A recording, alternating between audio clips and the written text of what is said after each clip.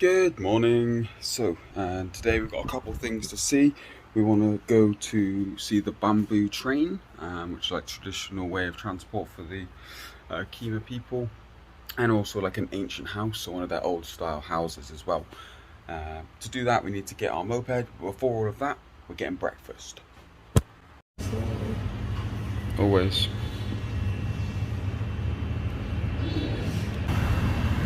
Damn, I got an English breakfast.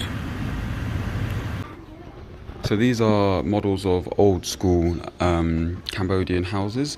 This is the style that we're currently in. It's like 100 years old, this property. These are other styles. They have them on stilts because of like when the weather's bad. Yeah, so it protects against poisonous animals and also the weather in the rainy season with the water underneath. And it's a lot cooler under the house. People usually just chill out there. And so this was for a teenage boy.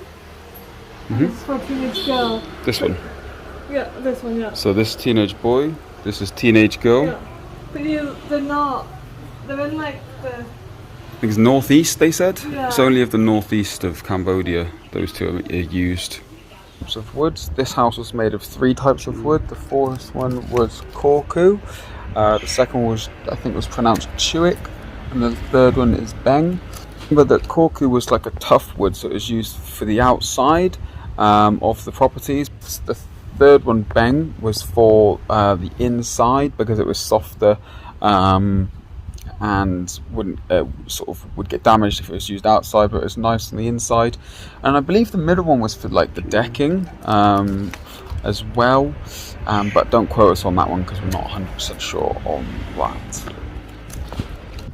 So the walls are really basic construction. They're basically just bamboo weaving, then covered in plaster.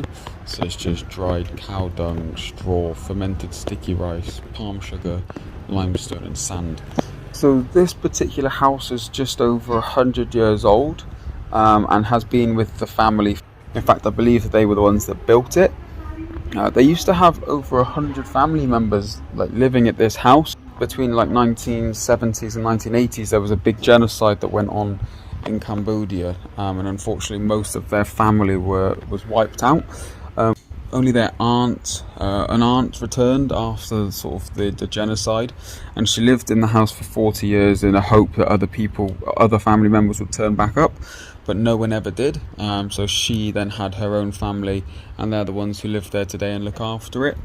But yeah, the furniture in the house is almost 100 years old as well, good quality, and the reason it wasn't stolen during everything going on was due to it being too heavy, apparently. So these stairs at the front are made of concrete, because concrete was seen as expensive to show status. And then we have stairs at the back, which I'll show you now. And then these are wooden stairs at the back, which were used for servants. This is a recreation of the kitchen, because the original kitchen was destroyed when the Kima were using this area. They were putting salt on the floor and stuff because they were just using it as a general kitchen, and eventually it just destroyed the floor, so they had it rebuilt. So yeah, that was really interesting and fun learning about the house. After that, we jumped back on the moped and went over to the bamboo train.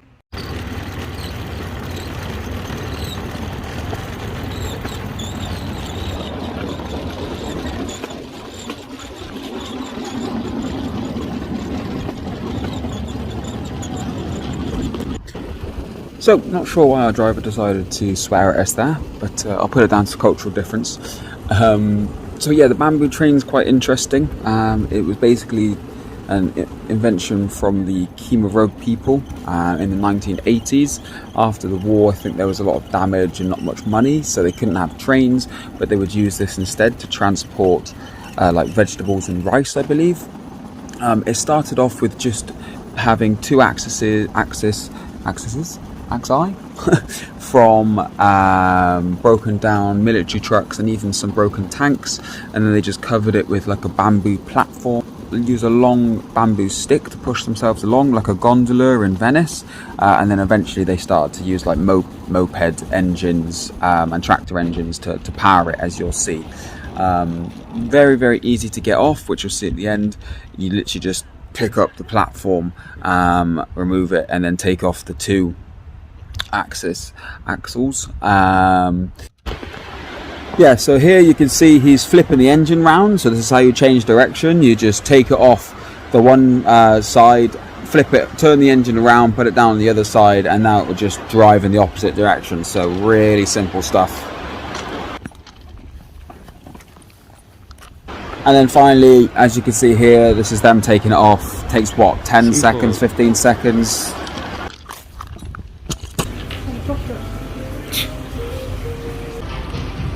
Look what them I got. Fuck you.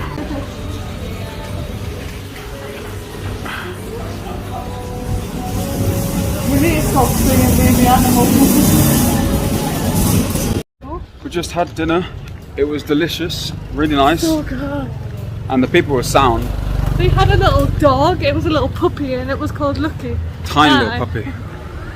Beautiful, lovely evening. Now we're going to go play pool. And maybe some ice cream. Ice cream!